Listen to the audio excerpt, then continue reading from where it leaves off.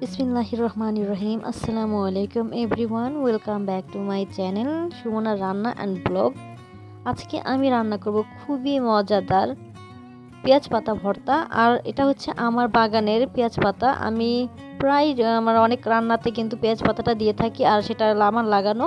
তো আজকে আমার পেঁয়াজ পাতা যেটা ছিল বাকি সবগুলো আমি উঠিয়ে নিয়ে আসছি। তো এটা দিয়ে আজকে ভর্তা করব। তো ভাবলাম আমার ভিউয়ার্সদের সাথেও এটা শেয়ার করি।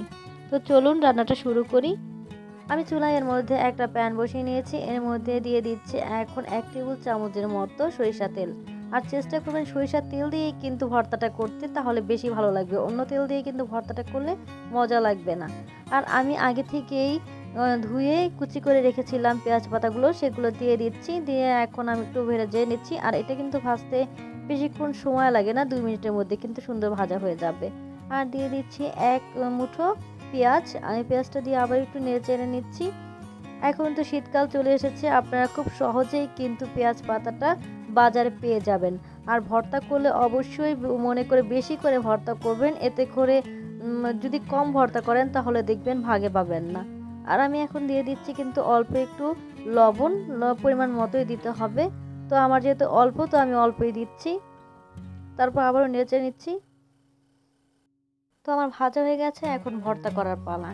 আমি এখানে নিয়েছি 1 মুঠের মতো পেঁয়াজ, আর নিয়েছি 3-4টার মতো কাঁচামরিচ। এগুলো প্রথমে একটু মেখে নিচ্ছি। এখন আমি ধনিয়া পাতাটা নিয়েও ভালো মতো মাখিয়ে নিব।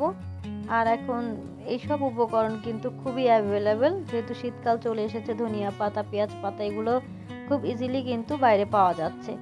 আর এখন আমি সবগুলো একসাথে মাখিয়ে নিচ্ছি। নিজের হাতে লাগানো যে কোনো সবজি আপনি যেভাবে রান্না করেন না কেন, সেটা কিন্তু ভীষণ আনন্দ দেয়।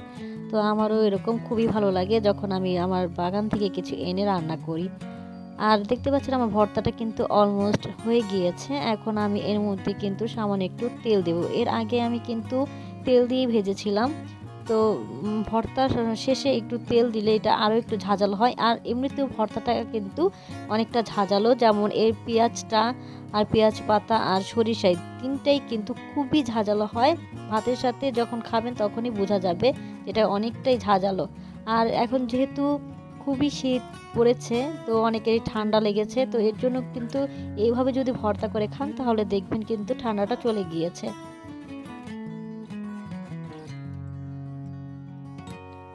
তো আমার ভর্তাটা এখন হয়ে গিয়েছে। তো দেখতে পাচ্ছেন কত সহজে আমি ভর্তাটা করে নিলাম। যদি আমার এই ভর্তাটা রেসিপি আপনাদের ভালো লেগে থাকে তাহলে অবশ্যই একটা লাইক, কমেন্ট, শেয়ার করতে ভুলবেন না। ফ্রেন্ডস আর ফ্যামিলির সাথে অবশ্যই শেয়ার করবেন। আর আমার চ্যানেলে যদি নতুন হয়ে থাকেন তাহলে আমি বলবো প্লিজ আমার চ্যানেলটি সাবস্ক্রাইব করে দিন।